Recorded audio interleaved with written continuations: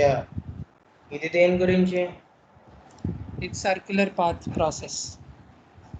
So ఇంకో process Circular create చేయి, path అని పెట్టు చాలు. path process. Description XYZ.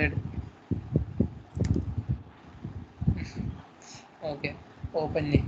So ఇదేంటంటే మనకు ఫ్లో డయాగ్రామ్లో లూప్స్ ఉండేవి కదా, సో లూప్ యూజ్ చేయకుండా లూప్ ఇక్కడ ఎలా పెడతావు అని. So Okay. ఎలాగా ఇక్కడ చూడు, పక్కన యాంకర్ అని ఒకటి ఉంది, పక్కన లెఫ్ట్ సైడ్ మెనూలో యాంకర్ అని ఉంటుంది. ఈ యాంకర్స్ని యూజ్ చేసి లూప్లో పెట్టచ్చు అనమాట. సో ఇక్కడ ఎగ్జాంపుల్గా మనం ఒక క్వశ్చన్ అనుకుందాం ఇప్పుడు. ఏంటి, ఒక ఇంటీజర్ తీసుకుందాము, అది 0 నుంచి 5 వరకు ఇంక్రిమెంట్ అవుతుంది. సో 5 రీచ్ అవ్వగానే ఆ ప్రాసెస్ ఎండ్ అయిపోవాలి, ఆ 5 వరకు అది ఇంక్రిమెంట్ అవుతూ ఉండాలి. సో ఇక్కడ ఏం చేస్తాము, మనకు ఒక 2 డేటా టైప్స్ కావాలి. ఒకటి ఏంటి, చేంజ్ అవుతూ ఉండాలి 0 to 5 వరకు. రెండోది కంపేర్ చేసుకోవడానికి, అంటే అది ఎప్పుడు 5 ఉంటుంది. Okay, so For I is equal to 0, I less than n, I plus plus. అలాగే. సో డేటా టైప్ 1, డేటా 1 ఉంది, డబల్ క్లిక్ చేయి, స్టెప్ బై స్టెప్ చేద్దాం. ఓకే, ఇప్పుడు దాన్ని కౌంట్ అని పెట్టు, name count. Data type is number, initial value 0 పెట్టే. Okay, then data type 2ని డబల్ క్లిక్ చేయి, అది లిమిట్ అని పెట్టుకో, limit. Data type number and initial value is 5. Okay, then ఇప్పుడు మనకేంటి, ఒక డిసిజన్ మేకర్ కూడా కావాలి. ఎందుకు, ప్రతిసారి లూప్ రన్ అయినప్పుడు అది కంపేర్ చేసుకోవాలన్నమాట, ఆ కౌంట్ అనేది లిమిట్కి ఈక్వల్ అయ్యిందా కాదా అని. సో ఆ డిసిజన్ పట్టుకెళ్ళి స్టార్ట్ అండ్ ఎండ్ మధ్యలో పెట్టు, ఎండ్కి దగ్గరగా కొంచెం. Okay, yeah fine. ఇప్పుడు ఇంకా ఏంటి, క్యాల్కులేటర్ ఒకటి కావాలి, దేనికి, కౌంట్ని ఇంక్రిమెంట్ చేయడానికి. అది స్టార్ట్కి డిసిజన్కి మధ్యలో పెట్టు, డబల్ క్లిక్ చేయి క్యాల్కులేషన్ మీద. సో ఇక్కడ ఏంటి, కౌంట్ +1 అని పెట్టి పేరు. ఓకే, ఇప్పుడు ఎక్స్ప్రెషన్లో వచ్చేసి ఇక్కడ చూడు, బైనరీస్లో యా నంబర్స్ అదే ప్లస్ అని ఉంది చూడు, డబల్ క్లిక్ చేయి. అక్కడ నువ్వేం చేస్తావంటే count is equal to count +1 పెట్టేస్తావు. కౌంట్ని డ్రాగ్ చేసి ఈజ్ ఈక్వల్ టు కౌంట్ +1. కాదు, wait, expression is count +1 that stores in count. Count +1 మాత్రం వస్తుంది. +1 పెట్టి స్టోర్స్ ఇన్ కౌంట్, అంతే. Okay fine. ఇప్పుడు ఏంటి, డిసిజన్ ఏదైతే ఉందో దానికి కూడా ఒక లాజిక్ ఉంటుంది కదా, సో అది కూడా పెట్టాలి.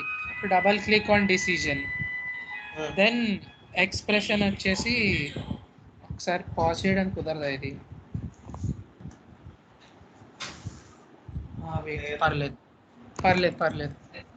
పర్లేదు వేరే.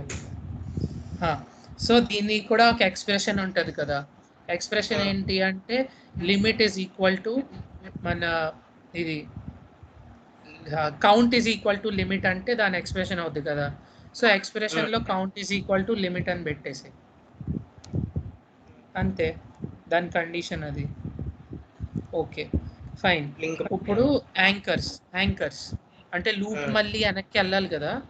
సో యాంకర్స్, ఒక యాంకర్ తీసుకుని డిసిజన్కి కొంచెం దూరంలో పెట్టు, రైట్ సైడ్లో. దానికి ప్యారలల్ గానే కౌంట్ పక్కన ఒకటి పెట్టు,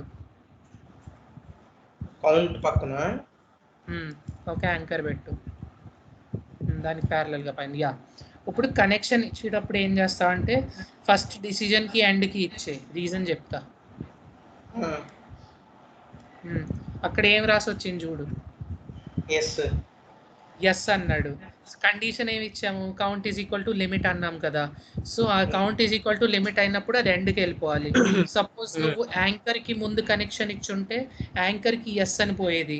సో అదేంటి, ఇంకా ఫస్ట్ ఇటరేషన్లోనే ఎండ్కి వెళ్ళిపోతుంది ఆ సిచ్యువేషన్లో. సో అది మనం దానికి చూసుకోవాలి.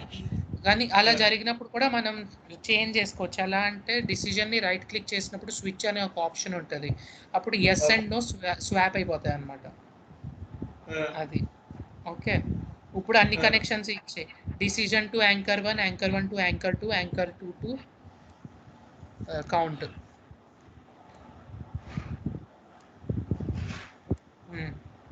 ఇప్పుడు start to count, count to decision.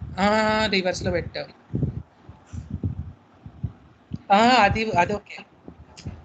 Start to count 1, count to decision, count plus 1 to decision. Right, అంతే. రన్ చేయి, రీసెట్ చేసి రన్ చేయి. ఇప్పుడు చూడు, అటు పోయి అటు వస్తుంది. సో నీకు ఇక్కడ కౌంట్ ఇంక్రీజ్ అవుతూ కూడా కనిపిస్తుంది.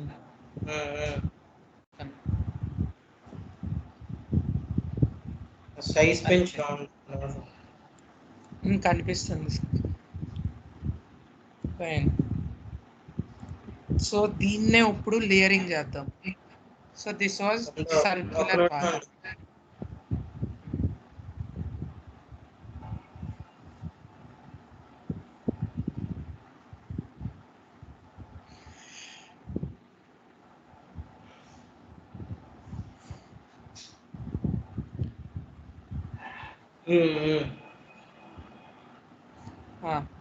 సో ఇది సర్క్యులర్ పాత్, అర్థమైంది కదా?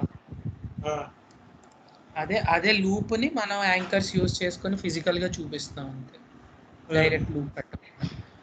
ఇప్పుడు లేయరింగ్ అంటే ఇప్పుడు ఇది మనం చేసింది చిన్నది కదా, చాలా పెద్ద ప్రాసెసెస్ కూడా ఉంటాయి ప్రాజెక్ట్ని బట్టి.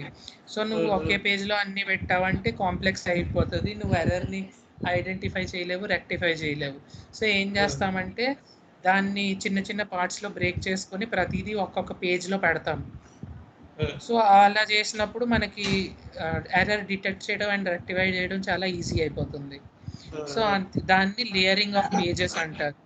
సో ఇక్కడ మనం చూద్దామని, ఎలా అంటే పేజ్ ఎలా క్రియేట్ చేస్తామంటే మెయిన్ పేజ్ అని ఉంది కదా పైన చూడు ట్యాబ్లో, మెయిన్ పేజ్ మీద రైట్ క్లిక్ చేస్తే న్యూ అనే ఆప్షన్ వస్తుంది, ప్రెస్ చేయి. ఓకే, పేజ్ 1 అని బై డిఫాల్ట్ పేరు ఉంది, ఓకే నొక్కేసే. సో క్రియేట్ అయింది. ఇక్కడ ఏం చేస్తా అంటే స్టార్ట్ని ఎండ్ని అటాచ్ లింక్ చేసి చేసి జస్ట్ ఎగ్జాంపుల్కి మాత్రమే. ఇప్పుడు మెయిన్ పేజ్లోకి పో. మెయిన్ పేజ్లో ఏం చేస్తా అంటే డిసిజన్ జస్ట్ పక్కన ఉన్న ఒక యాంకర్ని డిలీట్ చేయి. డిలీట్ చేయి. ఇప్పుడు మనం ఏంటి పేజ్ క్రియేట్ చేసాం, కానీ మెయిన్ పేజ్ నుంచి ఆ పేజ్ 1లోకి ఎలా వెళ్తాం మనం అంటే ఇక్కడ రైట్ సైడ్లో పేజ్ అని ఒకటి ఉంది, లెఫ్ట్ సైడ్ పేజ్ అని ఒక ఆప్షన్ ఉంటుంది అదే మెనూలో. అది డ్రాగ్ అండ్ డ్రాప్ చేయి నువ్వు ఇందాక డిలీట్ చేసిన యాంకర్ ప్లేస్లో. ఓకే, ఇప్పుడు సో ఇక్కడ 3 ఆప్షన్స్ ఉన్నాయి. Create reference to the existing page అంటే నువ్వు ఆల్రెడీ క్రియేట్ చేసుకున్న పేజ్కి రెఫర్ చేయడం. మనం ఆల్రెడీ పేజ్ 1 క్రియేట్ చేసాం, దాన్ని రెఫర్ చేస్తున్నాం కాబట్టి నెక్స్ట్ నొక్కేస్తావు. ఇంకా add a new page and create reference to it అని ఉంది. Add a new page without creating a reference. So మనకి ఈ సిచ్యువేషన్లో కావాల్సింది ఫస్ట్, సో నెక్స్ట్ నొక్కే. ఇప్పుడు మనకి ఎగ్జిస్టింగ్ ఫైల్స్ అన్నిటివి లిస్ట్ ఒకటి చూపిస్తుంది.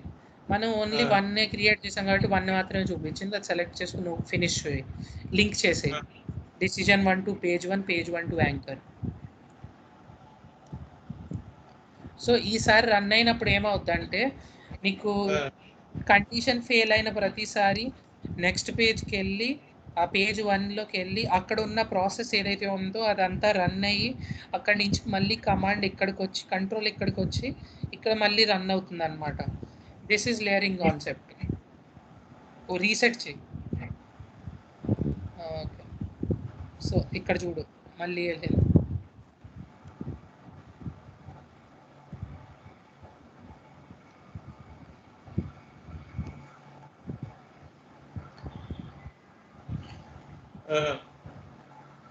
అది మాస్ అంతే.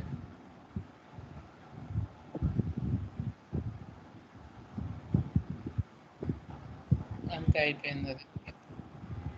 So that was circular path process and layering pages అంతే.